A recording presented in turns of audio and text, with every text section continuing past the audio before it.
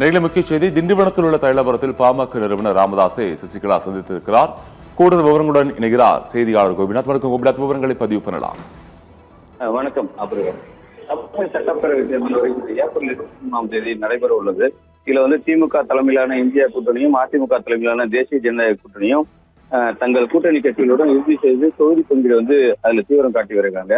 தற்பொழுது பாத்தீங்கன்னா பாமக அன்புமணி தலைமையிலான ஒரு அணியும் ராமதாஸ் தரப்பிலான அணியும் இருவர் அணியாக செயல்பட்டு வருவதால் அன்புமணி தலைமை தேசிய ஜனநாயக கூட்டணியில் இணைந்துள்ளது. கட்சி உரிமை கோரி ராமதாஸ் தரப்பு மனு தாக்கல் செய்து தேர்தலுக்கு பின்னர் இந்த தேதி நீதிமன்றத்தில் இருக்கு. அது ஒத்திவைக்கப்படும் அறிவித்ததை தொடர்ந்து தற்பொழுது ராமதாஸ் திண்டிவனம் தைலாபுரத்துல கூட்டணி யாருடன் வைப்பது தொடர்பாக கடந்த புதன்கிழமை நிர்வாக கூட்டி பேச்சுவார்த்தையில் ஈடுபட்டார். இந்த நிலையில கடந்த சில தினங்களுக்கு முன்பு வி.கே. சசிகலா அவர்கள் திண்டிவனம் தைலாபுரம் தோட்டத்துல மருத்துவர் ராமதாஸ் அவர்களை சந்தித்து பேசி சென்றார். கிட்டத்தட்ட ஒரு அரை மணி நேரத்துக்கு மேலாக அன்று நடைபெற்ற பேச்சுவார்த்தைக்கு பிறகு இன்று இரண்டாவது முறையாக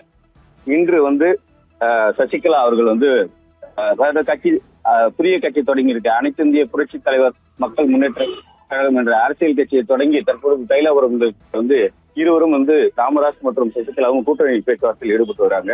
இந்த கூட்டணி பேச்சுவார்த்தையில எத்தனை தொகுதிகள் இவருக்கு வழங்கப்படும், இறுதியாக இவர்கள் இந்த கூட்டணி பேச்சுவார்த்தை நிறைவு பெற்றவுடன் ஒப்பந்தத்துல கையெழுத்திட போவதாகவும் தகவல் வெளியாகியுள்ளது. இறுதி கட்டத்துல இந்த கூட்டணி இருவர் கூட்டணிக்கு அப்புறம் எந்தெந்த தொகுதியில யாராருக்கு எத்தனை சீட்டுகள் என இதுல பேச்சுவார்த்தையில் ஈடுபட்டு பின்னர் இறுதியாக கையெழுத்து ஒப்பந்தமிட்டு இருவரும் தற்பொழுது சசிகலா மற்றும் ராமதாஸ் இணைந்து ஒரு தடவையும் செய்தியாளர் சந்திக்க வாய்ப்புள்ளதாக தகவல் வெளியாகியுள்ளது. தற்பொழுது கூட்டணி பேச்சுவார்த்தை தைலாபுரம் தோட்டத்தில் நடைபெற்று வருவதால் தற்பொழுது சசிகலா தரப்பினரும் மற்றும் ராமதாஸ் ஆதரவாளர்களும் தற்பொழுது தைலாபுரம் தோட்டத்தில் ஏராளமான தொண்டர்கள் குவிந்திருக்காங்க.